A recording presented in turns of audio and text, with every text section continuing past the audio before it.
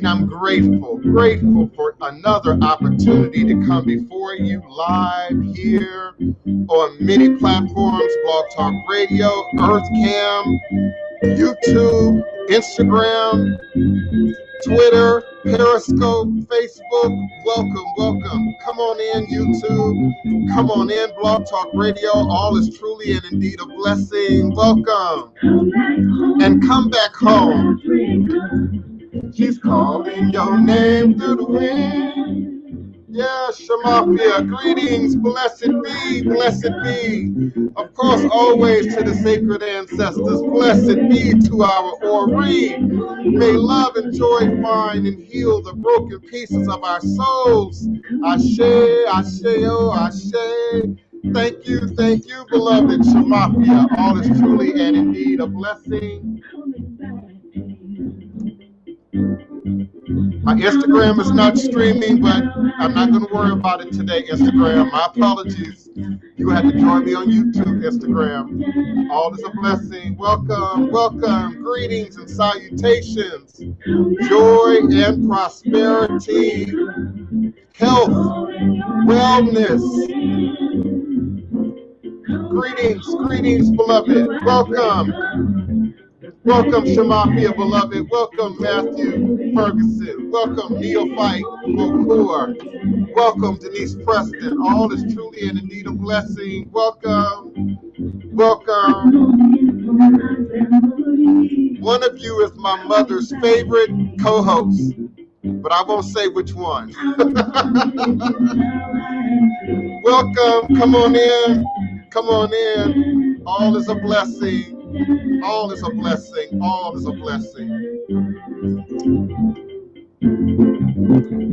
Welcome, Blog Talk Radio, 845-277-9143. 845-277-9143. You can also pop in on screen here by following the HTTPS URL, StreamYard URL at the bottom of the screen, and it will also allow you to co-host with me live here on screen. I welcome you. All is a blessing.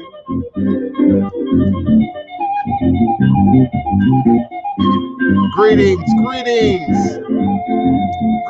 Gullah Geechee Nation. Greetings, Queen Quet. All is a blessing. Greetings, beloved. Welcome. Greetings to the community, our extended trans-African, pan-African community. Welcome. All is a blessing, Ghana. Welcome, Ghana. All is a blessing. I'm acknowledging you, Nigeria. All is a blessing. Ethiopia.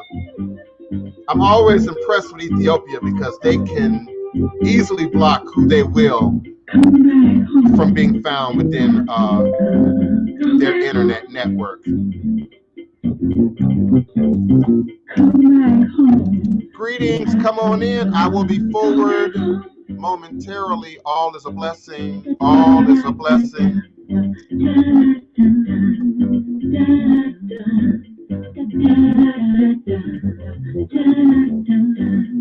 Greetings, Kenya. Greetings, Yemen. Greetings, South Africa.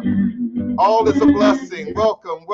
All is truly and indeed a blessing if you can just see beyond the veils. That is indeed my truth. It's real cute to say my mantra, my affirmation, and indeed I will say it again as my reiteration and my reverberation. But understand clearly, for those of you who haven't met me personally, for those of you who haven't visited Congo Square, for those of you who haven't visited New Orleans, that is indeed how I live. It is indeed my truth. And so I say, Eshu aleg vuana kosi were, awo onlo uto ni iwo ada afanbo osi, obatala mi ita ni ivo onilio abani shu. Eshu is the respected elder who flogs, confronts, and uncovers fools. That one versed in mysteries uses truth to own you. He causes scatter to feed poverty. O Baktala shakes rascals to have sacrifice. The owner of warnings is the one who is Eshu. Aboru, Aboye, Aboshishe, Ashe. May our Ebo reach Orun. May our Ebo be accepted. May our Ebo allow what we desire to come to pass. And so we say, Ashe. Divine, all blessed peace and love, joy and prosperity, elevation, revelations, and of course, divine, all blessed manifestation. You are now sitting live again with the Divine Prince, Pan-African spiritualist, practitioner, author, and advisor, Elagun Oloye Hoodoo, Dibia Obeya Bokur, sharing with you in all things spiritual, mystical, metaphysical, cosmic, evolutionary, revolutionary, healing, and holistic from a Pan-African Hoodoo world spiritualist perspective. Understanding that all is truly and indeed a blessing. If you can just see beyond the veils, for it is all just an illusion and a test, and one of the greatest divine mysteries of this life cycle, of why we're here, the meaning of life, if you will. And all is a blessing is indeed my personal constant prayer, my mantra, my affirmation, and my reverberation, my reiteration, and it is my ever-living reality. It's crucial to the very foundation of my understanding, my teaching, my walk, my works, my demonstration along this divine, all blessed life path and journey. It is how I, the Divine Prince, make sense out of all that we're challenged with. All that we're challenged with.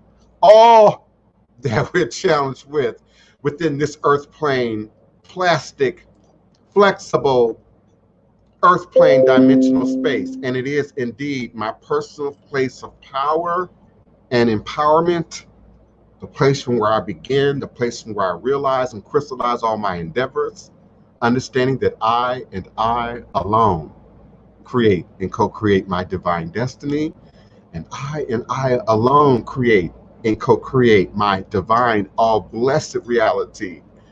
And so it is. Ashe. I stand in gratitude. Ashe.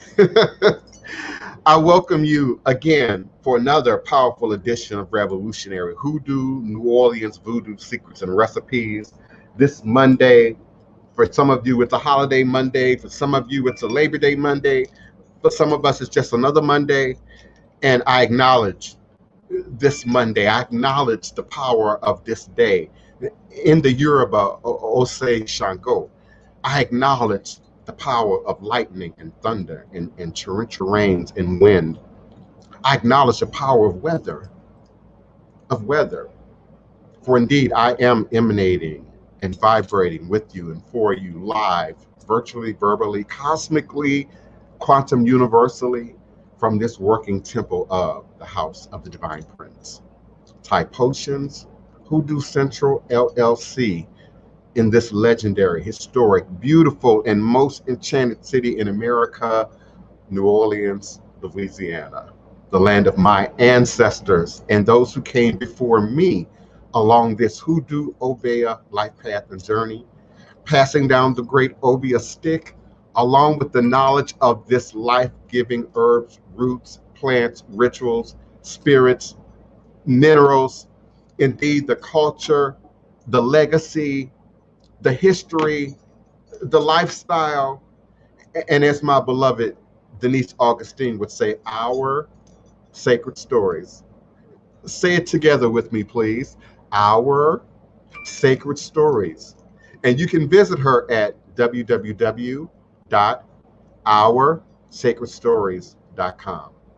Some of you have seen us come together. Some of you are not happy about us coming together. But all is truly and indeed a blessing. All is a blessing, and we're looking forward to the coming demonstration. I'm grateful for past demonstrations because we have books and texts and Qurans and Bibles and Vedas and other sacred texts that speak to the power of God, of spirit, of the ancestors, of yesterday, of old, of before us, of history. But let's stand in the power of the ancestors today. Let's stand for the power of the ancestors right now. Let's give acknowledgement to the power of the ancestors right here in this divine moment in time space. And let us not be quiet. Let us not be silent.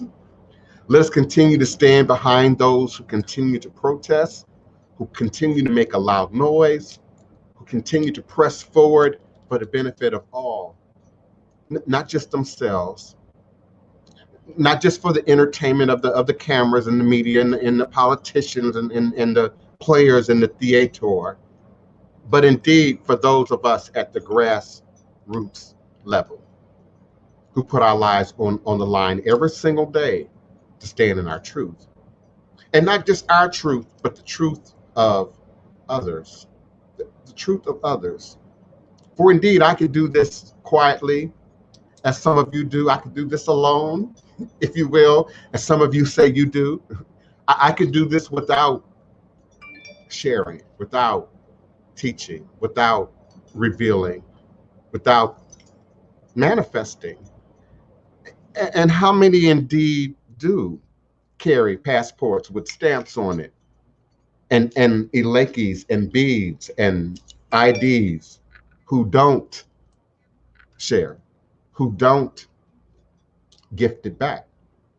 I'm honored by the demonstration of people here in town, like Awo Akinlana, for instance, who's doing it for the community, even when you ain't looking, even when you don't know it's happening, even when you don't think it's moving. It's moving. It's always moving. And the demonstration for my visitors and my tourists and people who come seeking it, it's not always on stage. It's not always out in the quarter. It's not always in the middle of Jackson Square.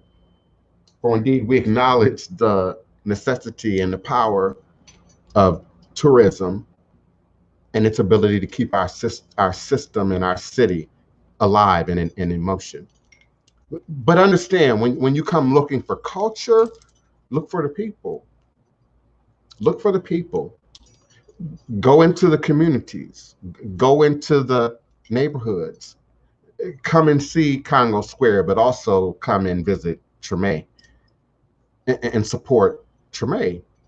And indeed, we have coffee houses and we have food houses and liquor houses and entertainment houses and all those things, which many of you have seen in the media over this last weekend.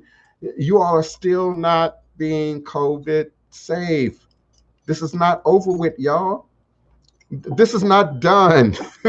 Let's be sure that in the creation of sacred space, which my regular audience understands is a necessity to the movement of anything we might say we do, we believe, we understand. Our demonstration shows up in the most sacred of spaces. But let's remember the body temple.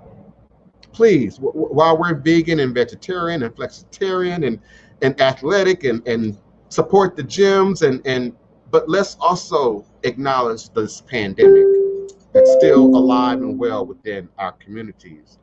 And it's still affecting us at a greater proportion than other communities. Let's still acknowledge the necessity for the antidote that a Omolu Oye, that a Babalu Oye would feed, would bring.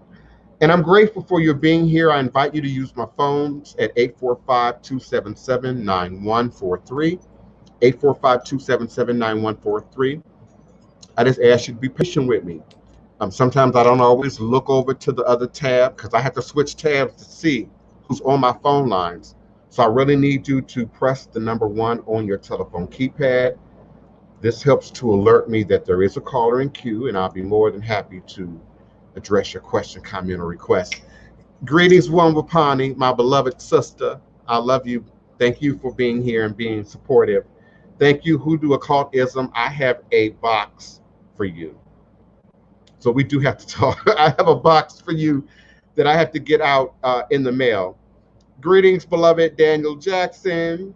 Thank you for being present and sharing your Iyami, sharing your goddess energy. I appreciate you. Yes, so come on in. You can call on the phone if you want. You can get in on the screen if you want. Come on in, beloved. Yes, Chantel Hamilton. We're always open to questions, comments, requests. I just ask that we all be respectful, okay? And what we say and do and how we demonstrate, in this archive. But yes, absolutely, I accept your questions, comments, requests either here directly on screen or by way of the phone lines. And to be quite honest, I would prefer that as opposed to me having to read through the questions that might show up in the chat. Thank you, Ama Ifanya Ekua Bedu. I hope I didn't mess up your name. I tried to pause there and get it together. I hope I got that right. I appreciate you. Oh, yes, Davida. Yes, beloved. Yes. I appreciate you. Please stay on my radar because I also have a box for you. So please send me an email, stay on my radar, beloved. Because sometimes I can't always transfer what goes on in this show back to where it needs to be, which is an email where I handle most of my business. So shoot me, I'm a beloved goddess. Shoot me an email if you can, and I will respond to you. Shamafi is asking me to speak to the knowledge of slave beads, aka trade beads. But then you have Ilekis and the revelation of this. Okay, I'm gonna need you to clarify the last part of your comment, Shamafia. But we do know, even if we think back to the 1980s, Tina Marie, remember Tina Marie? She told a lot of our history in some of her songs and some of her music, particularly if you were a fan of hers and you got the album or you got the CD. It was always a whole bunch of stuff that was tucked in with Tina Marie. And I can't remember which album in particular where she talked about the Portuguese showing up in West Africa, showing up in their big ships to the coast and seeing Black women covered in gold dust, naked from the waist up and covered in gold dust. And of course, we understand that the trade beads came in second. Their desire for, their greed for gold came first. And then the gold became us, of course, in terms of the exploitation of the indigenous people into slavery and into the Middle Passage. But one of those things that they would offer in that original coming together, because if we believe the historian who's reciting this tale on the Tina Marie album, and I can't remember his name right now. If you remind me, Shamafia, I'm a dig that up. And he talks about sort of this symbiotic relationship where they're looking at a people that perhaps they had never seen before, meaning the white man, and associating that with the dead or the realm of heaven or even the realm of spirit. And so this gifting of trade beads, for real resources like gold, silver, copper, which for us did not possess material, carnal value in that context. I think about my own journey into spirituality and religion. Thank you again, Amma. And I began, like many of you, in ancient Egypt. I began trying to figure out why so many gemstones? Why? And why so many minerals that are, laden with quartz properties and piezoid electrical properties and all these other, frequencies. Why? Even as a kid, even in elementary school, even in junior high school, that didn't make sense to me. And so in trying to make sense of that is how I came into spirituality and religion, and trying to make sense of why people did not value these resources materially in the way that we had been taught to do so in the West. They had to have another value, a spiritual value or a magical value, some other value that was not being either detected by these archaeologists, who often didn't look like us or didn't look like the Egyptians or didn't look like the Nubians, but also through these authors, book writers, archaeologists, historians who are invested in Christianity, who are invested in Islam. So how that story is told, Shamafia, has shifted over the years. And our now usage of certain items, such as Ilekis, has now been so ingrained, particularly in the Western mindset, in how we acknowledge spirit. I think it's really important that we have more discussion on that, more revelation on that. And if you have a revelation, we would like to hear it. Greetings, neophyte Bokur. Welcome, beloved. Thank you, courageous Umi. I'm on. I didn't realize I was on mute. You was on mute. Thank you, Kayla, beloved. Anyway, I hope you had a good birthday that just passed. Hope that day was awesome. I worked. So as far as I'm concerned, it was awesome. I worked. I worked the day before, and I worked the day after, and I'm working today. When you do something that you love, I hardly call it work. Yeah. Yes. Yeah, I actually filmed a commercial the day before. It wouldn't really be fair for me to say on air what the commercial is. We sign contracts and all that kind of stuff, so I can't really say what the commercial is. But it's local culture, and it was convenient because it was going on right in front of my house. In the middle of the That's got to be real convenient. Yeah, so once I wasn't originally booked on this gig, but once I stepped out and they realized who I was and that I was in the middle of the shot, and they wanted to use my house already in this shot. So it all just sort of came together in that way. So that was September 4th. September 5th, I set out not to do anything. Just if I could have, an hour of just not doing anything, but that didn't happen. So I ended up working all day the 5th, all day yesterday, and I have some appointments that I'm already beginning to move forward in today. So there's no break, there's no vacation, there's no real downtime, for me, not in that regard. Right. Yeah, I wanted to touch on a little bit of the history of the beads. I guess you would call them trade beads, but yeah, she made a good point calling them slave beads. Mm-hmm. But I find it funny because there are at least a dozen Cherokee Nation and Hopi Nation, Zuni Nation tribes that I come in contact with where I get my beads.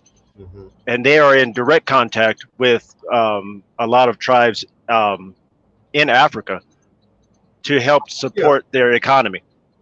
And I think it's also important to note, which I'm sure Shamafia knows, that indeed there are ethnic groups that have always, made beads, continue to make beads. And I think in terms of the shopper, in a more modern context, that's what I tend to look for. I'm not really interested in what's made or produced in Italy or in India. Sometimes, like for fabric, for instance, this fabric was probably produced in India. And so there's still a lot of fabric that's also being copied, duplicated, and then sold back at a cheaper price, right back to the people who created, these textiles, who created, these items in its most original form. So that's why I was just a little, I asked her to clarify her question for me a little bit, particularly when Yeah, she went from slave trade beads into Ilekis, because I see them as two completely different veins from an archaeological historic perspective.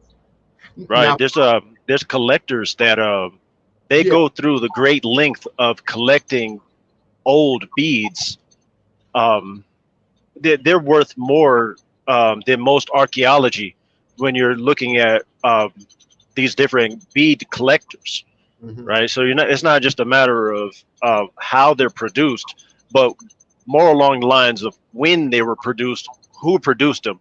The Maasai have a lot of bees that they are in trade with the Cherokee Nation in Oklahoma right now, let alone their past trade agreements that they've had that we don't know about in history. yes, indeed. Mhm. Give me a moment. Yes, sir. Area code 318. Who's calling and where are you calling from? Area code 318. This Voodoo coach is going to call it from Beaumont, Texas. Oh, okay. Greetings, beloved. Thank you for calling in. We certainly appreciate you. And of course, if you have questions, comments, requests, we would greatly appreciate your input.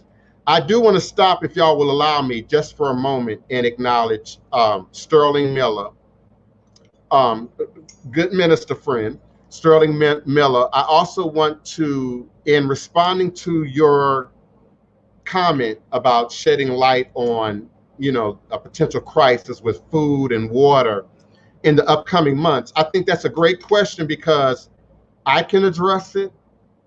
I'm going to allow Neophyte Bokur to address it because if you aren't already aware, he's in the pipeline in terms of how that stuff is getting from the warehouses to the communities. So I'm sure he's going to have some comment about that. But I also want to take this moment to acknowledge Octavia Butler. May she rest in a room.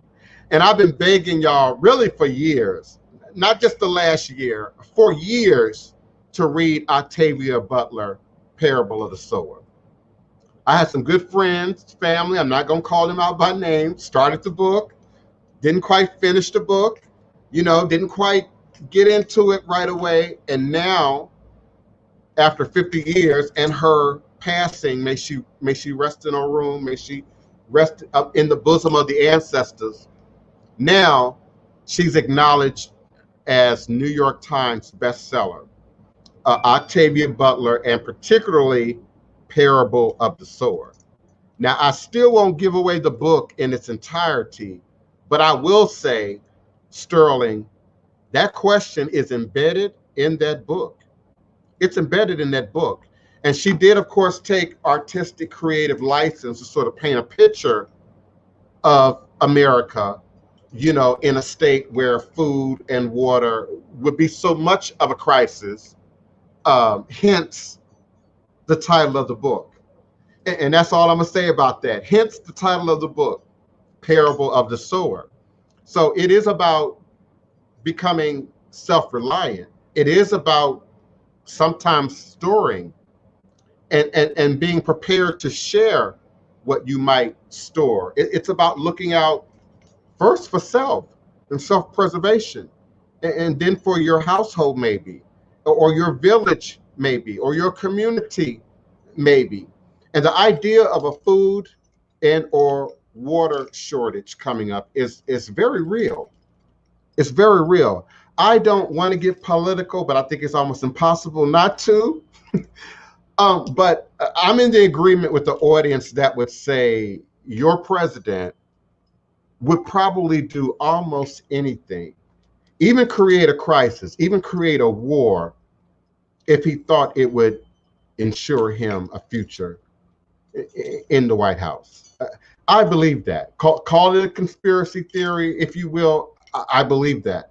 So it makes this reality that Octavia Butler lays out very well in Power of in Parable of the Sower. It makes that a much more real reality.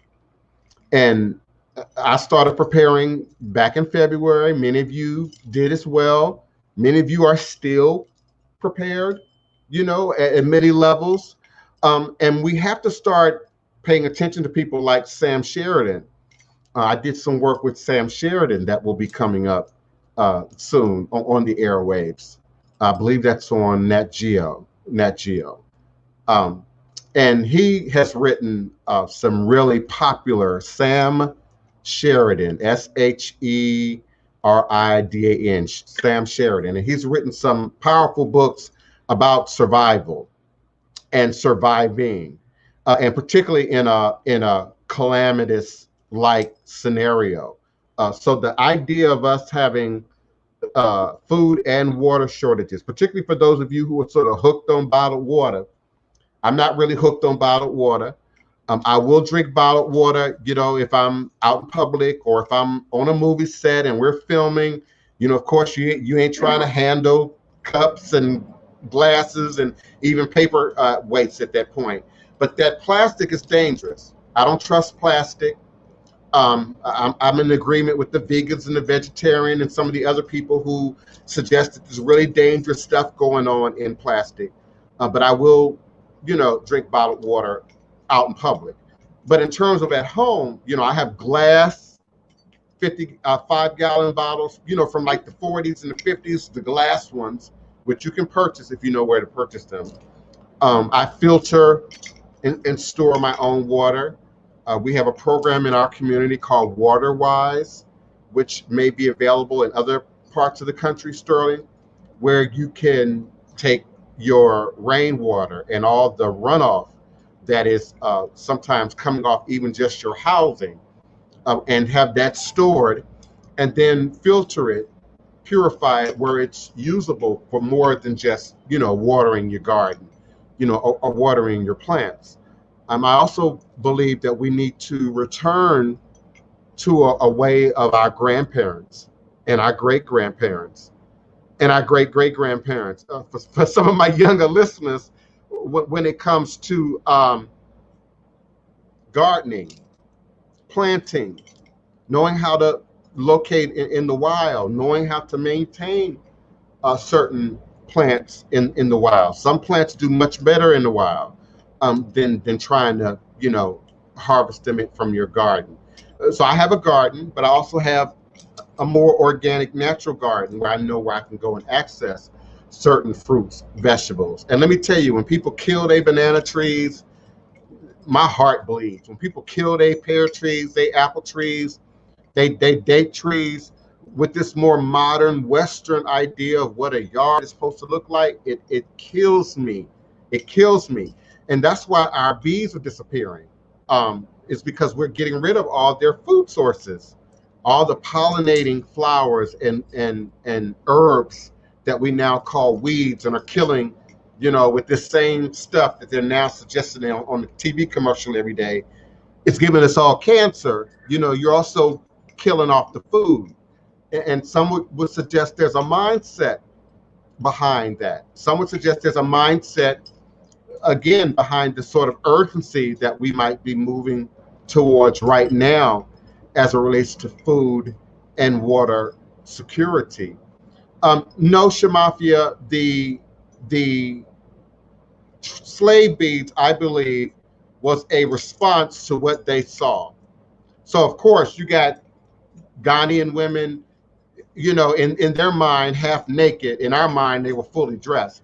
But in their mind, they were half naked from the waist up, covered in gold dust, which spoke not only of wealth and prosperity, but they would have also had on their best, coral, their best cornelian, their best gold and brass finery. So I believe that it was a direct response to what they saw. And so they believed it was of value to us.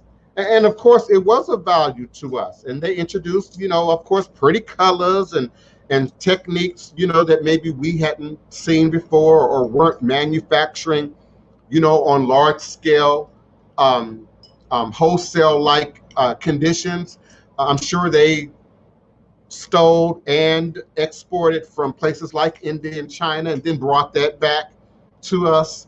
And if it almost makes us sound juvenile. And I don't agree with that. But it almost makes us sound juvenile, Shamafia, if we view it from the oppressor's position.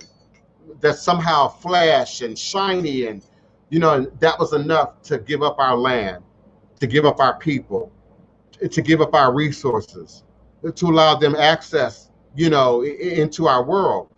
I also believe, though I don't necessarily have documented proof of it yet, that there was some mixing, call it a lie, of religion that was being presented to our people while they were being introduced to this otherwise new ethnic group, new race of people that, we hadn't made contact with, with weaponry and ships and things that were, not common, in our neighborhood.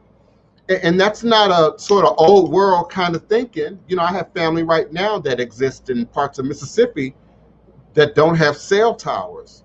You can't get a cell phone. Ask my truck driver, Neophyte Bocour. There's certain parts of this country you can't get cell phone reception. You can't get, connected to technology.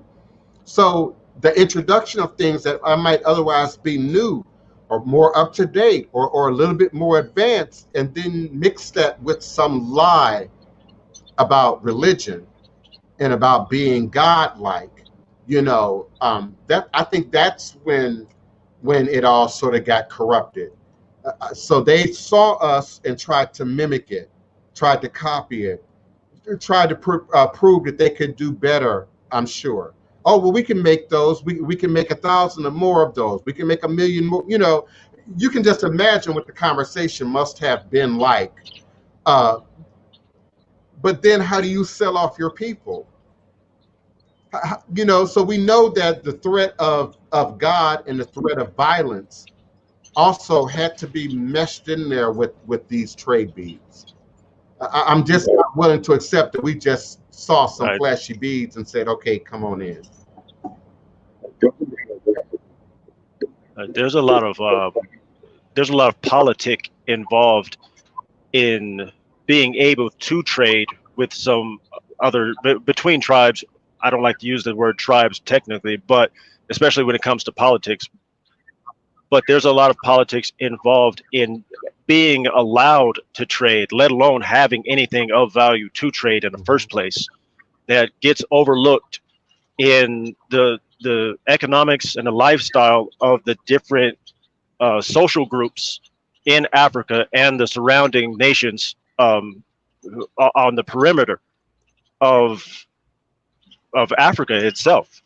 I got to remember, we had this thing called the Silk Road, right? That involved 3 major nations and all of the sub-nations in between and on the way to, that is dripping with information and history that gets kind of pushed to the side because nobody wants to talk about the Indian trade route and how it connected the sea with the Horn of Africa, being able to trade coffee from Ethiopia to India, right?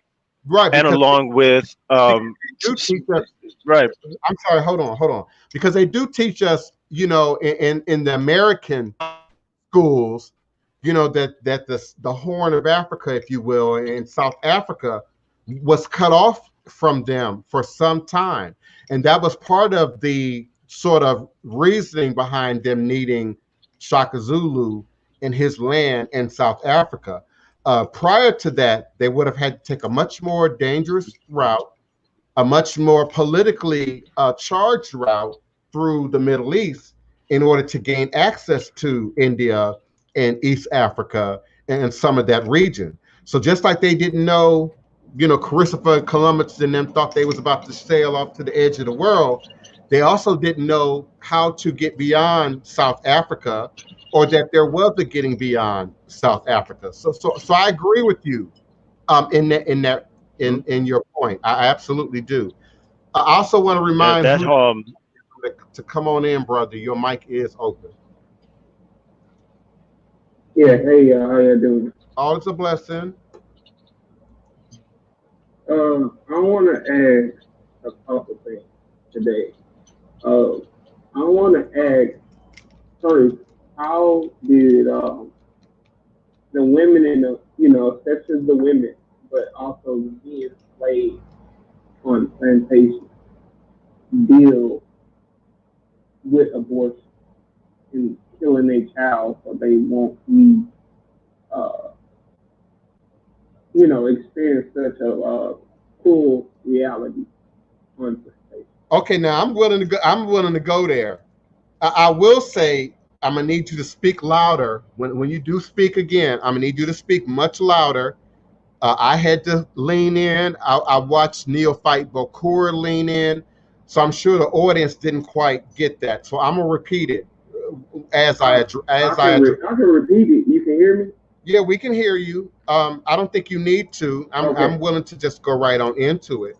I will say, however, Okay. um, when I finish speaking, I am curious as to why that particular question is important to you, and particularly now. But let me respond to it first. Just like you saw in Amistad, just like was suggested in movies like Roots, um, people weren't willing to go into slavery willingly, and they most certainly weren't willing often to allow the oppressor to gain a greater degree of wealth from their child and then induce their child also into slavery. So there's a great deal more um, killing, a great deal more sacrifice, a great deal more murder, infanticide than I believe we discuss and we choose to discuss.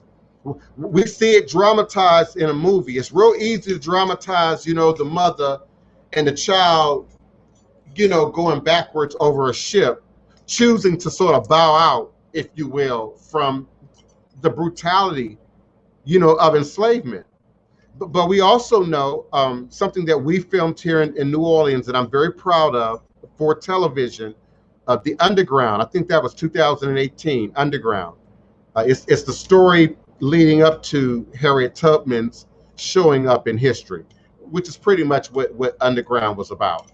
And so it was suggested even in Underground that women weren't necessarily willing to have a baby, and certainly not for massa, and certainly not to have that baby then go into enslavement.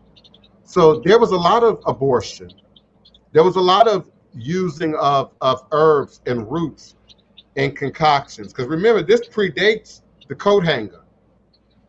They didn't have the wire coat hanger, which became sort of emblematic, symbolic of, forced abortion, illegal abortion in the 40s, the 50s, leading up to the women's movement and the legalizing of abortion. But when we look at it from an enslavement perspective, yeah, there were many who would not have wanted to have that baby, who would have saw it as a grave sin, a grave evil, to not take action if they otherwise could. Now, of course, others thought, the baby would survive and maybe the baby would find freedom and then find freedom for us. And we know there are demonstrations of that. We know that happened. Um, but there were many who did not want that. And unfortunately, some of those potions are still around. Some of those herbs and mixes are still available. I get asked about them at least 2 or 3 times a year. They still around, all right. Yeah, yeah, and I take great offense to it. And it's not because I'm, got sort of a modernized mind, but I don't believe that, in the killing of a baby, particularly if you didn't wrap it up when you could have, you didn't put a condom on when you should have, because I have men and women requesting this. And it's shocking every time I hear it. I don't believe in harming children at any level. at any level. I was a harmed child. My sister was a harmed child. I had other siblings in my family that were harmed. I don't believe in harming children at all, at all. So I'm not the I got to ask those kind of questions to. I'm not talking to you, Hoodoo Cortez. I'm talking about the people who be like asking me for that, and for some of the most selfish, debased reasons. You know, not because the baby might be sick. Always for selfish reasons. But when you put it in that context of slavery, that's a whole nother ball game. Yeah, I'd like to chime in like two things, if you don't mind. We don't have a very good picture in our imaginations as to how evil slavery really was for our ancestors. Yeah. We can't paint a picture that even remotely comes close to the choice to take your own life or live with someone who might as well had taken your life. Right? You can't paint a vast enough picture for that to imagine the plight of knowing that if Master didn't like what he saw, he could take a couple of horses and tie you to it and split you open. Right? Just because he felt like it. You can't put that into a picture. And no history book is ever going to even come close to it. Let me interject real quick. Yes, sir. For me, and it's just for me, you're describing white supremacy. Oh, yeah. You're describing racism. Yep. And so for me, that's still alive. Yeah. That level of wickedness, evil, depravity is still alive. And it's still alive. I hate to cut off, but I really got to get this out. They brought up the Amistad. The Amistad is a ship, that's a historical ship and whatnot. Do you realize that the Amistad is still a truck company hauling your freight right now? The Mayflower is still a viable truck company that hauls your food. Mm-hmm. But we want to talk about Black people taking their lives in the past? No, these people are still here. The racism is still part of our economics. Yeah. Our economics, not our history, our everyday life. I pass the Amistad on this road at least twice a week. The Amistad passes my truck because my truck is governed at a certain speed and his isn't. People realize, to agree with you, I also don't think people realize that many of these industries transformed themselves. So those cotton industries became tobacco industries, became other big companies. And particularly when things like tobacco started falling out of favor, what do you think these tobacco companies have done? They have reinvested. They have remade themselves. They've recreated themselves like Madonna. You know how Madonna used to be able to recreate herself every 10 years? And yeah. So the money trail, they say follow the money, follow the hatred, follow the money, follow the racism. And so many of these same people, these same industries, these same families who benefited from the wealth are still benefiting from the wealth today. And that's why for our white listeners who still don't quite get it, that's why slavery matters. That's why saying, I didn't enslave you, you're missing the point. You're missing the whole point. You're missing the whole point entirely. I mean, that was just one example of something that I noticed every day, right? But these companies from the past still have a foothold in our everyday decision making policies. Yes. Just the fact that you can't buy a seed without first having to go through your government is proof of that systematic white supremacy. they don't like to call it that because it's the word white supremacy or the phrase white supremacy is too divisive. Well, so is the word Negro, but we still use that. Negro, Uh, nigga, black. It's all divisive for me. just saying. I mean, seriously, I don't know about you, but every time I have to deal with any kind of form application and it's the census and that question starts coming up, I start hedging. No, seriously, I start hedging. And what part of my ancestry is going to be most relevant to what I'm signing right now? You know, to what I'm putting down right now. You know, they say the census is supposed to ensure that resources and funding, you know, gets to all the right neighborhoods and in all the right proportions. Yet, our communities still often lack the very basic needs, the very basic, you know, road repair, the very basic, you know, the school don't have books, you know, the very basic stuff.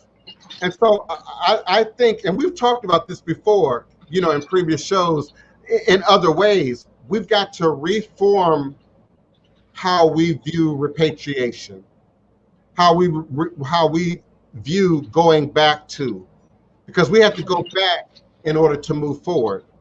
But it's something that first has to happen in here, where you buy, where you spend, how you shop, how much time are you willing to research the source of. Hoodoo occultism, I'm waiting on you, bro. I know there was more to that statement. Uh, uh, I was saying that. I was saying it because I have a experience with abortion. I never had abortion. I never encouraged anyone to get one.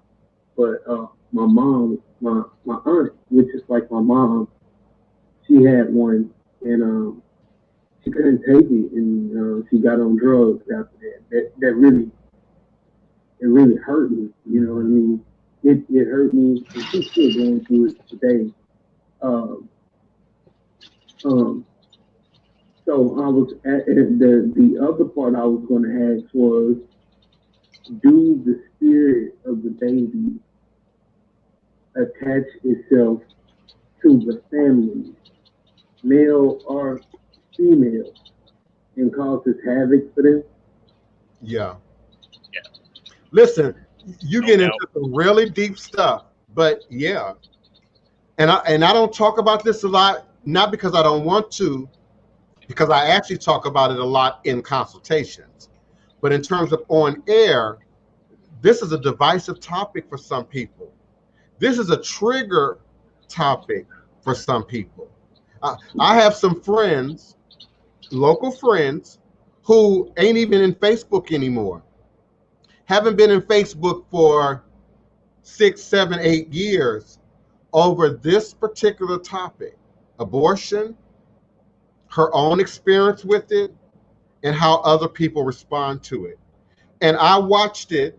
I hope I didn't describe her in any way. I watched it turn into a gin. I watched it become a problem for her and people around her without it even being discussed anymore, without it even being brought up.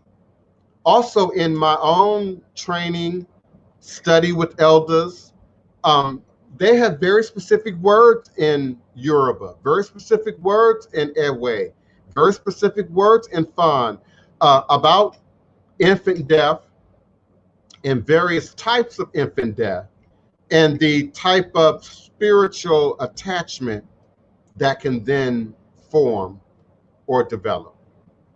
Um, for me, you know, I'm a bit of a feminist.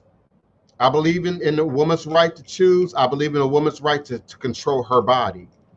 And so, again, it's another reason why I'm always uncomfortable discussing this, because I'm gay, never been with a woman, never had an interest in a woman.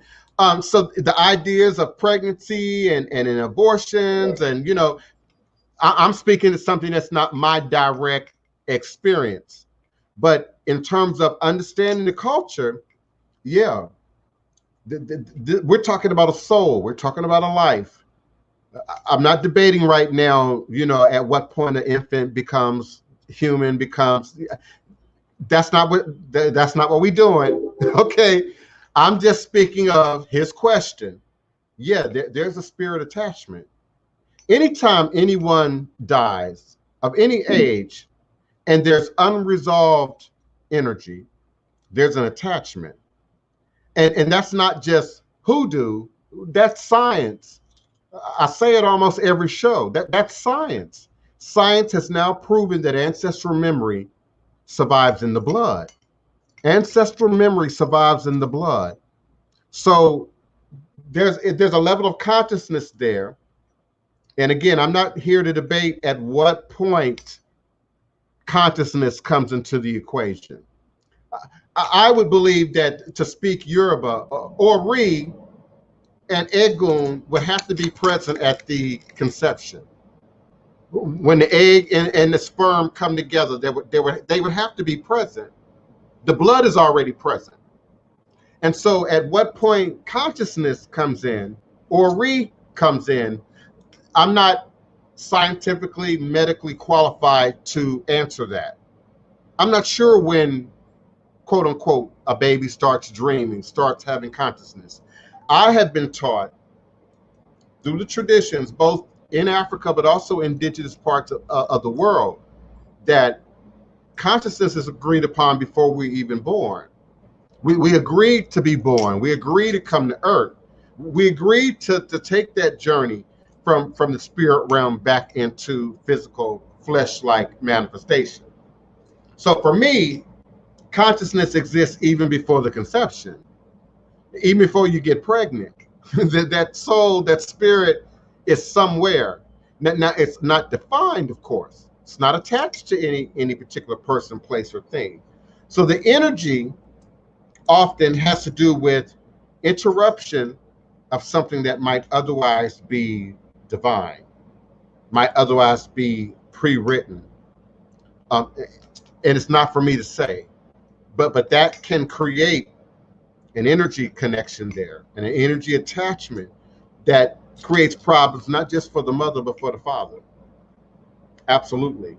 When we think about how ibeji, for instance, are used in Yoruba culture, if a woman is pregnant with twins, the number two is seen as a little divisive in Yoruba culture. The number two, Oyeku, is seen as a little divisive, and Iku, death, is always attached somewhere to Oyeku. Oya is attached to Oyeku. So if a woman is pregnant with twins and then one dies, she would then carry an ibeji tied to her back, strapped to her, and would have to treat that ibeji with the same care that she treats the living child. And it has to be even. It has to be balanced in order to prevent sort of the repercussions that hoodoo occultism is suggesting for both sides of the family. We see it in Togo, we see it in Benin, we see it among the Fon, we see it among the Ewe, we see it among the Igbo. The usage of these dolls, these effigies, really, to respond specifically to death that shows up in babies and children, which is a very different level of death in their mindset for people who've lived a full life, who might be 70, 80, 90, who then go into, the next round, the spirit round. And so you don't carry a necessary effigy of the dead. So it's very specific to babies. It's very specific to sort of the fulfillment of destiny and or the interruption of that, and that needing to be somehow balanced, somehow placated. And yes, hoodoo occultism, it can affect the men as well as the women. Okay. Now, just to, and I'm gonna switch it up, because I looked at an interview with Kanye West. Abortion is the number one killer of all things combined right now. I don't know where this comes from. I really don't. It's like, what type of, you know how we talk about the string theory and you know, the quantum world and stuff like that. Is this stuff still tied to slavery? The reason why we having so many abortions and the depression and the selfishness that we have as a people, is this stuff still tied to those horrific times of our life, slavery, to this day? Let me respond to Marge Richer, Leanne first. That's a good question, Marge. I'm not sure. I'm honestly not sure about that. How long, for how many months, for how many years? I do know that there are ritual and ceremony that are an acknowledgement of twins that we do, not just in Ifa, but in Voodoo, in Louisiana Voodoo and in Haitian Voodoo, that are consistent. And so we might do it at a particular crossroads, at a particular holiday, at a particular, event. So that energy clearly is something that stays around. But how long they actually carry the Ibeji, I'm not quite sure about that. I'm going to ask. I'm going to ask somebody in both Ghana and Nigeria before the end of the day, and see if I can get a clear response to that. Now, Hoodoo occultism. Um, you're asking again a very deep and loaded question, because I think that everything that is happening right now has everything to do with slavery, has everything to do with 1700, has everything, to do with 1690, has everything to do with what's not fixed, what's not resolved, what's not repaired. And there's a spirit, particularly here in the West, in America, that somehow thinks that if we don't talk about it, don't pay attention to it, don't respond to it, somehow it is not real. Somehow it is not it's not evident, So I think it's important that each person does the work where they can, and then each family does the work where they can. And we can easily say it's about healing. It's about regaining balance. It's about regaining a sense of self. But I think that we all individually have an opportunity to stop something that might otherwise be a curse, that might otherwise be darkness, that might otherwise later manifest again in society. So this issue of racism is everybody's issue. And we have sort of been fighting it because we have often been on, we are often on the, the victim end of receiving. But I tried to find another way to say that and I couldn't. But at the same time, if white people don't take responsibility for, if the racists don't take responsibility for, if they don't sort of police their own community the way we've always had to sort of police our own community, then we're never going to really see evolution, change, lasting change as it relates to this issue. And so I think it's important that if we don't address, then it does continue to show up as mental health. It does continue to show up as, drug addiction and alcohol addiction and abuse. And sometimes with no mental connection to the root at all. You just know you grew up under certain conditions, you were treated a certain way, by your family, by your caregivers, etc. And of course, that's not often discussed in the family, talked about in the family. You just absorb it in your body. You just absorb it in your experience. I'll use myself as an example. So I was the victim of the violence. I was a victim of the violence. If my dad wanted to be violent, it was coming at me. Now I could either just focus in on the violence, and not focus in on what led up to him becoming that person. There's two ways to look at that. And some of us are not in a position to have any level of empathy, sympathy, thought as it relates to the oppressor, the victimizer, the abuser. And so that gets tucked away. We don't want to talk about it. We don't want to address that. You know, let's lock that up. Let's put that away where we don't have to think about it anymore. And so it then shows up again. It then reemerges again. It then rears its head again. You know, first in the spirit realm. For indeed the spirit realm, Hoodoo occultism, for indeed the spirit realm is more real, more evident, more tangible than anything we can even envision in the physical world. The physical world is in constant shuffling, constant changing, constant manipulation. You know, this house either ages or burns to the ground, and then we rebuild something new.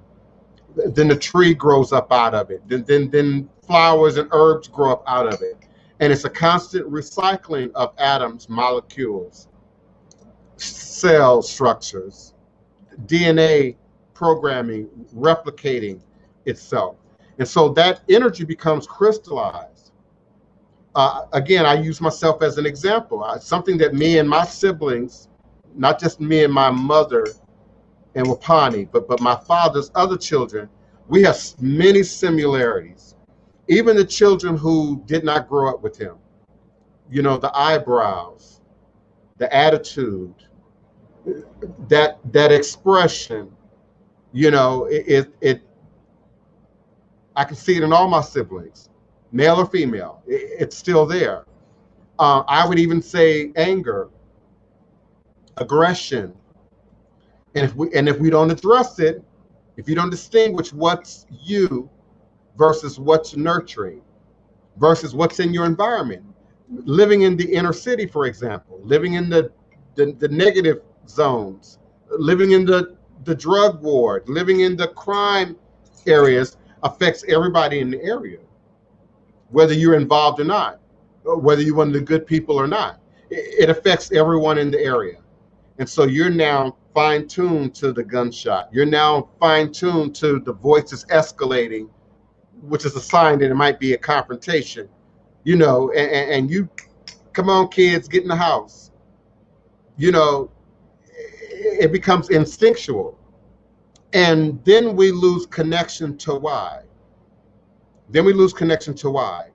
And then that over time becomes the generational curse within a family, within a society, within our community. We could also look at the conscious targeting of, you know, the liquor store, the church, you know, the five and dime. I know that's old fashioned for me to say. You know, the 99-cent store, they target your community. They target my community, not the Whole Foods, you know, not the good organic stuff. They don't target our community. They go target what Malcolm X called the lily white suburb. They don't target the inner city. They don't target where we are. So these things then persist, then live on to see another day.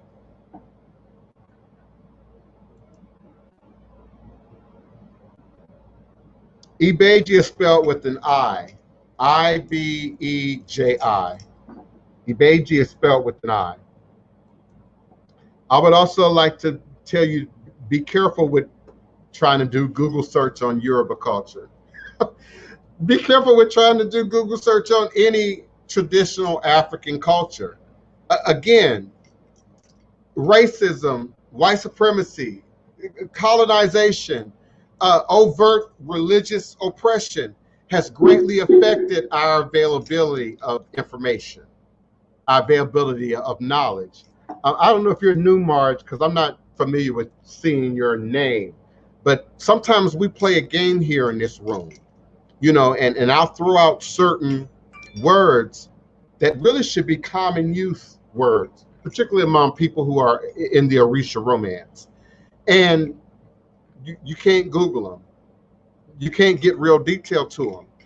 They are capsules. Am I right, Hoodoo occultism? They are capsules unto Yeah. themselves of culture, tradition, language, usage. Ashe can mean giving thanks and praise. Ashe could also mean thank you. Eshe, thank you.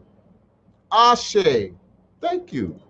Depending on whether you're talking to an older person or a younger person in the context in which it's used. Also, many of the words that we use, you can't run them through the dictionary either, or the Yoruba English translator, because many of the words in the language that is used in Orisha, that is used in Lukumi, Santeria, Nago tradition, are not common language Yoruba. So you won't find it. Um, where I think there's a unique crossroads is the calendar. Now you can Wikipedia the Yoruba calendar, but what it won't give you is the details behind the names, the details behind why Obatala, why Ose Ogun, and what is encapsulated there. I like to compare it to, I hear you, Joy, Joy, give me a moment, beloved. Um, I like to compare it to Egyptology and how they use symbolism, pictures, to express complex ideas, complex thoughts, complex words, so that one symbol could mean many things depending on how it was being used, how it was being presented. So you'll find Ibeji, you'll find Meiji, which means twin, but of a very different nature. So yeah, it's spelled with an I-B-E-J-I. Joy, joy. Is that what I mean when I say working with your ancestors can help you heal family issues? Absolutely. Absolutely. From not only my own personal experience, not just philosophy and belief system, but my own personal experience, yes. But also seeing it happen and manifest for others. I've told my story here before. There was a time because of religion and evangelical Christianity, me and my parents didn't communicate at all. My dad didn't allow it. And so there was a period where I moved away and we didn't communicate for 10 years. And during that time, I couldn't call, I couldn't communicate with them directly. I used the Ibeji. I used the ancestral table. I used Ile Orun, and Bovida, in order to do that work. And they don't have to know, they don't have to be aware, they don't have to be a party to it. You know, you just have to be willing to cleanse and heal your connection to it, Joy Joy. And particularly when there are children involved, to ensure that it doesn't then follow you. It doesn't then pass on to your children. Because see, we think, okay, I won't talk about how bad my childhood was.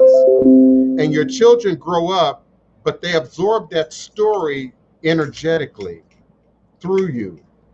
And then when your other family members come around and they whisper about it or hint at it, children are really perceptive and they pick up when the adults are having a conversation in the other room. You all know it and they get real quiet, okay? Because they know exactly when to key in on what mom and dad are saying.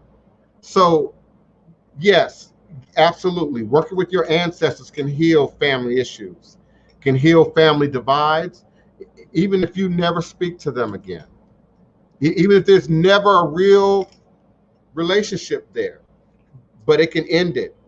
You could be a dead end in terms of that energy then leaving you and going on to the next generation. But I've also seen real world, physical, on the ground, right in this moment in time, space results.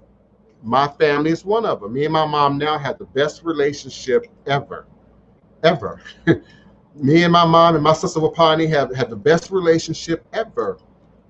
I would say it's perfect to some degree, you know, but without us individually doing that work, my mom doing it from her perspective, Wapani doing it from her perspective, me doing it from mine, and perhaps some of my other family members doing it from theirs.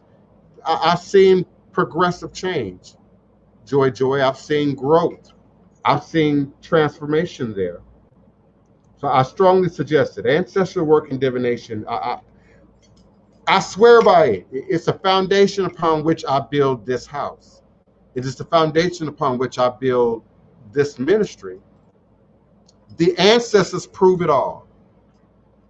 If you're confused about, ATR and traditional indigenous practice and acknowledgement, just acknowledge your ancestors. They settle it. Ain't no need for discussion because they're already present. They're already right there with you. So they step in, even when we aren't conscious, even when we aren't aware, even when we're in denial. Come on in. Did you want to say something? Hoodoo cultism? Yeah, I wanted to go to now, basically, on the internet, it's tragic. We're not hearing you People clearly. want to skip past. Hold on. Yeah, I'm going to need you to speak up.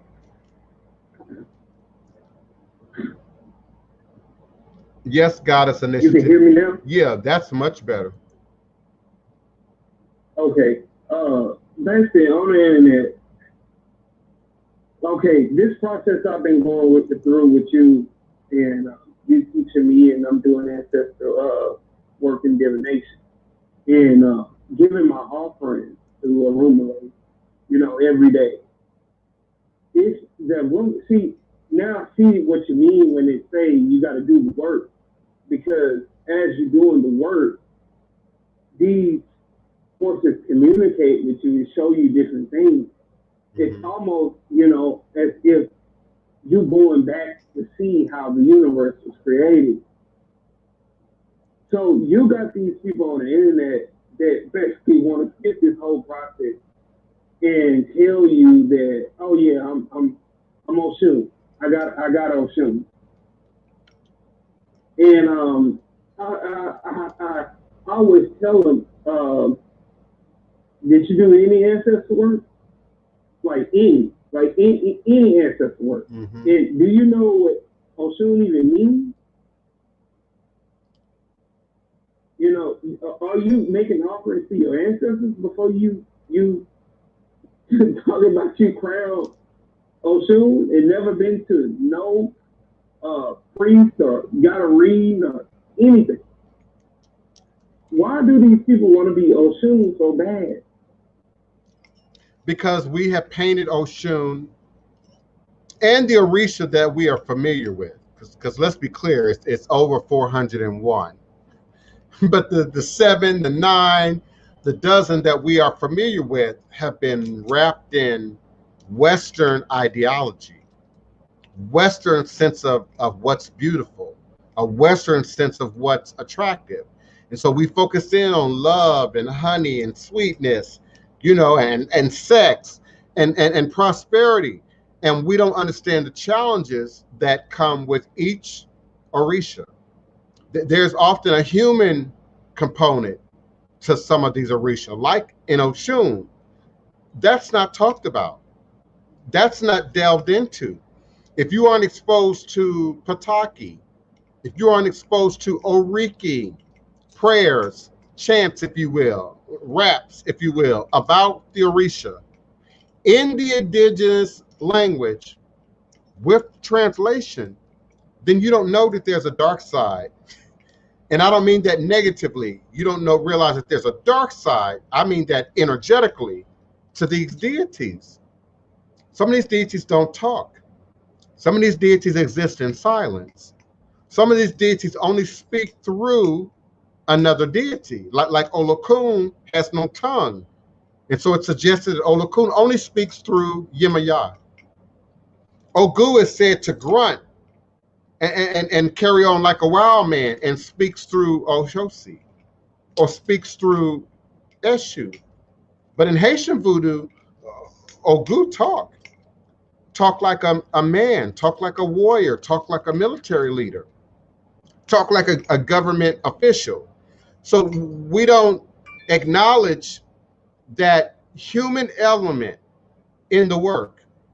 We're not, I was thinking about this earlier today. How do you teach the message that, it's not about seeking perfection per se, but balance, and then walking in your truth at any given moment in your journey. And so without your ancestors, which I describe as your blood, the ancestral memory that exists in your blood, and without your head, what can an Orisha do for you? What can a Loa do for you? What can a demon, a jinn, an angel do for you if your head doesn't allow it?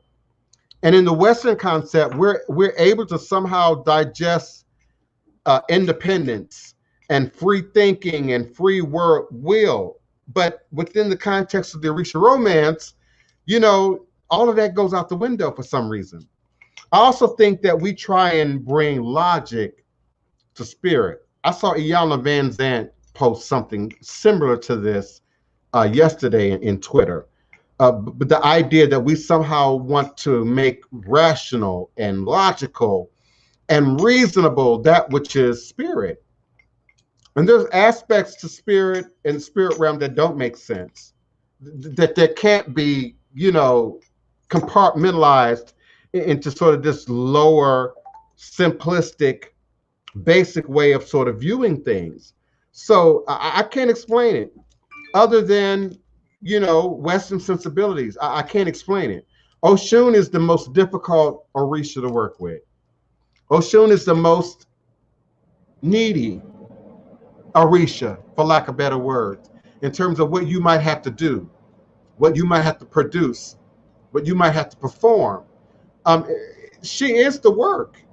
She is the work, if you will. She is the work. And so behind Oshun and all of her gold and wealth and lusciousness is a great deal of cleansing and purifying and regaining balance and regaining a sense of control, regaining a sense of modesty, regaining a sense of civility that may not necessarily be present in the moment when dealing with an Ogu, for instance. She requires balance. So I can't speak to it. And I'm going to admit right now, live on camera, it's a conflict for me. Because on the one hand, in this audience in particular, we want to know, we want to talk about, we want to discuss, we want to share, we want to debate a little bit. But then when I look at other platforms, it's all being shot down. It's all being debated down, while a new generation of people, and I don't mean age, I just mean a new generation of people have decided, well, we're just going to do what we want to do. We're just going to do what we want to do. And it's almost like the hippie era from the 60s and the free love. No rules. We're just going to do what we want to do. And then those hippies grew up. Those hippies became 30, 40, and then became guppies and yuppies and buppies, which is a word we used to use a lot in the 70s, 80s, and 90s. I haven't heard that in a while, And so now it's all about, I'm just going to do my own thing and I'm going to create my own rules, Hoodoo occultism. Let me say this too. Another advertisement for Toni Morrison and the Black Book. If you all have not checked out the Black Book, you absolutely have to. This book was first published in 1974. And I want to say it was published by the New York Times, but don't quote me on that. But it was a compilation of about all things Black that you can imagine, from the time of enslavement up until the mid 1970s. There's some powerful stuff in this book. It jogs your memory. It teaches you things you didn't know. It reminds you of things that you forgot. One of the things that I like about the book, without giving too much of it away, is the book confirms a lot of what I say in this space. I will say that. That is in the book. Okay. The book confirms a lot of what I say about how it went down, how it came to be, why it is what it is, and it gives you news clippings, documents, certificates, advertisements. You know, it gives you the like it's a scrapbook. It gives you a scrapbook of a footprint of what we talk about in this room is in this book. Okay. Thank you, Toni Morris, and it's in this book. It's a whole lot of it too. It's in this book. And I'm surprised because the book has been out since the 1974.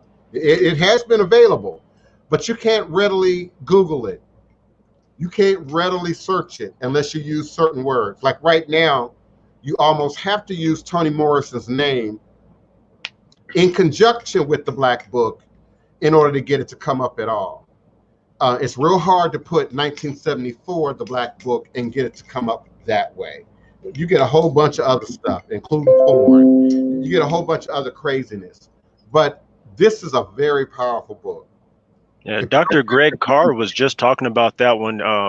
What was it? Yesterday, he was having a discussion, and that was one of the books that actually came up. I'd like to add that just as important as it is to remember our traditions and our elders and how things were being taught, and not just kind of describing it on the internet and whatnot. These traditions carry weight, but be careful of who is teaching you this stuff. Only to point out the fact that Disney has a lot of investment into the African culture and putting it right in front of our faces, and we're taking it in and soaking it all up, but not questioning where they got it from or how they got it. More importantly, how they got this information.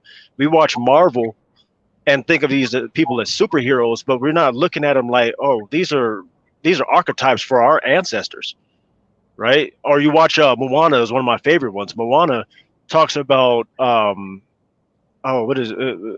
these different deities and whatnot. Maui is the storyteller. He's the trickster. That sounds awful familiar, right? And then the mother goddess is also the evil one that they are afraid of. But you don't find that out until the end of the movie. And I'm like, there's that dark side that they don't teach you about, right? It's also that threat of the mother, of the great mother. Understanding that we came from a maternal world. God was maternal, 10,000 years ago, 15,000 years ago. God was a mother on the earth. And at some point, many cultures, the Zulu, the Asians, many cultures describe a point where that was stolen, taken away from humanity. And then we were forced into this sort of male-dominated, God-like perspective. And I like women too much to I mean, these for them to be so male, they just kind of threw it in there, and now we have to accept it. You get the Father, the Son, and the Holy Spirit. But what about the mother? You can't come here without first coming through a woman. How does that work? Yeah, and why is she not included in the equation, particularly in the average Black church perspective? Now the Catholics, might see it a little differently. You got the Mother of Christ, and you have mother-like energies, saints represented, but that's not common. It's often, like you said, very male structured. So there's this constant sort of undoing and rewriting and trying to prevent the past from resurrecting itself, trying to prevent the truth from somehow coming out. Right. I think it's hilarious that we have these catchphrases being used today, this toxic masculinity, but you don't see the toxic masculinity in your book, right? Just drawing pictures here. I think that's hilarious. You're gonna teach that to me, but But here you are with that. The Bible teaches toxic femininity. Right. The Bible actually calls effeminacy wicked and evil, you know. So yeah, yeah. Yeah, that's why I bring it up. I mean, it's hilarious, the contradiction right in the face of the very people that are trying to tell you about the toxic masculinity. I'm like, oh, okay. And that's why I call it all witchcraft. That's why I call it Yeah. witchcraft. Because it has to suspend not just your logic, but your spirit connection to a thing has to be suspended in order for some of these ideas, to have taken root in our world and in our culture. And today, even, I don't think it has to do with 60 or 50 or even 20. You can still be beguiled. You can still be not seeing things with clarity. You could still be not doing the necessary work for self-understanding, Right. I think it was Nat Turner that read the Bible for himself and caused an uprising, a rebellion against his slave owners, whereas all the rest of the unfortunate preachers were being told the Bible. So it's a good point. You got to read, you got to study for yourself, because when you study for yourself, it changes things. Mm-hmm. Mm-hmm. Yeah. Come on, y'all. I'm starting to get hungry. I could end the show and go eat right now. Unless y'all got questions, comments, or requests. The Goddess Initiative, beloved. I like her questions. I had no idea you were pregnant until now. So we appreciate you sharing that. We send you love and support. I had no idea. We appreciate you. Be careful though, honey, because you growing that baby up listening to my voice. I don't that might be a good thing, dog. Your child might come out magical or artistic, creative. I don't know. You're gonna come out powerful. Yeah, with that.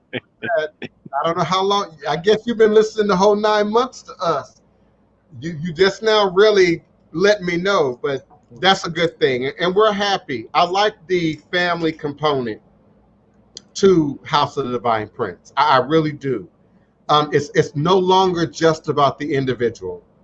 I need a reading. I need my relationship fixed. I need, I'm seeing mother, father, children, grandparents, aunts and uncles sort of coming together around, first and foremost, ancestral acknowledgement.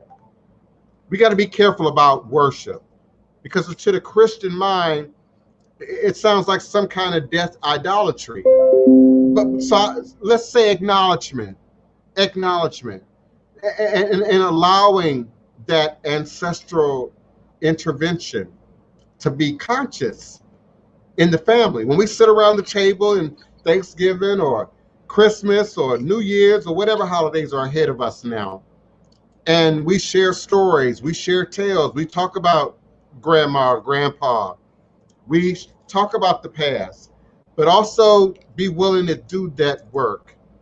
Be willing to hear, because we often don't hear. We're quick to want to talk. We're quick to want to be heard. We're already thinking of our answer when we should be listening to what's being said.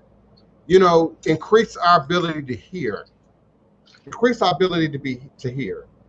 Even in what I do every day, I have to pay attention to what I'm saying, how well I'm hearing, but also how well you hear me. It's interesting how some things come back to me. I had somebody tell me yesterday that I said something that there's just no way I could have said it. There's just no way I could have said it. But she swore I had to have said it because that's how she put it down. I said, well, you heard one thing, but I don't teach it that way. I teach it in a very specific order.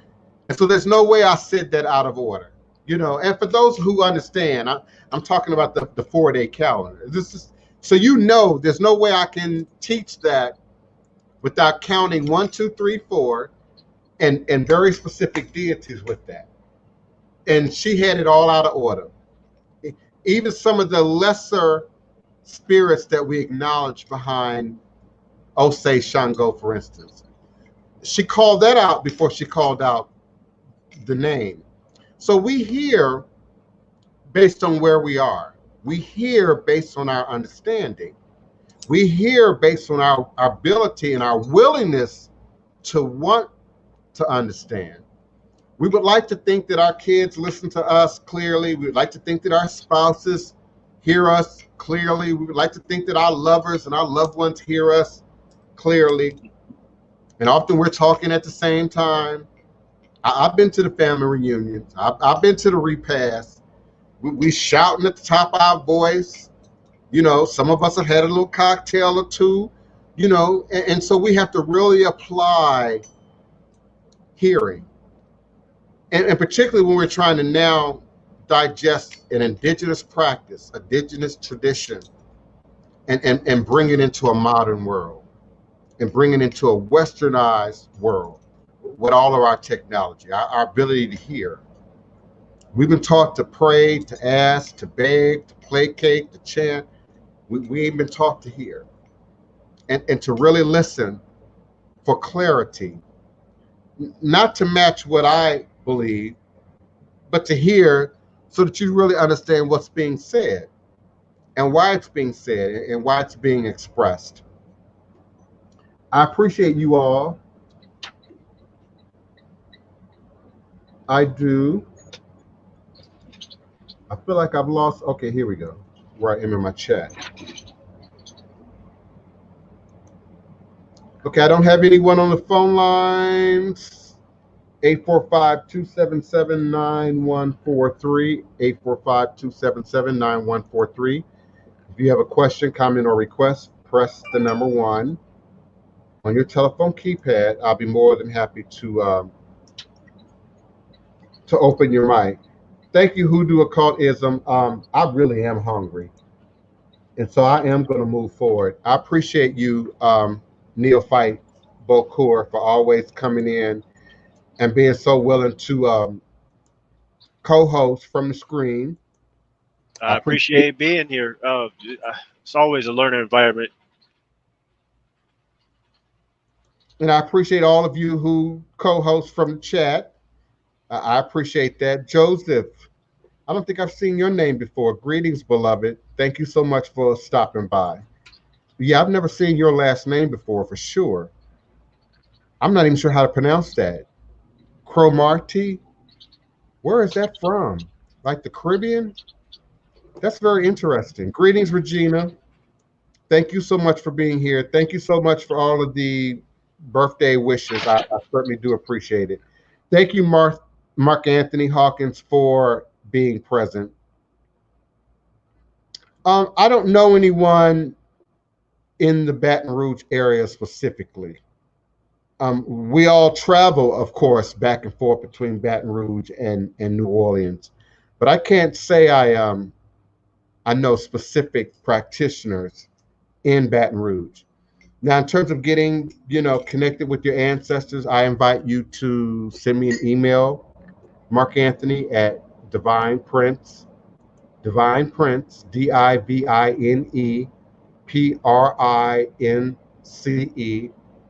at houseofthedivineprince.com, and I'll be more than happy to walk you into that. Ancestral worship, honor, acknowledgement, prayers, divination, feeding, serving your ancestors. Yeah, I'll be more than happy to assist you. Thank you kindly. All is truly and indeed a blessing. I am grateful for all of you for showing up with me at high noon U.S. Central Standard Time from wherever you are, and I invite you to join me here again next time, remembering that all is truly and indeed a blessing if you can just see beyond the veils. I shall.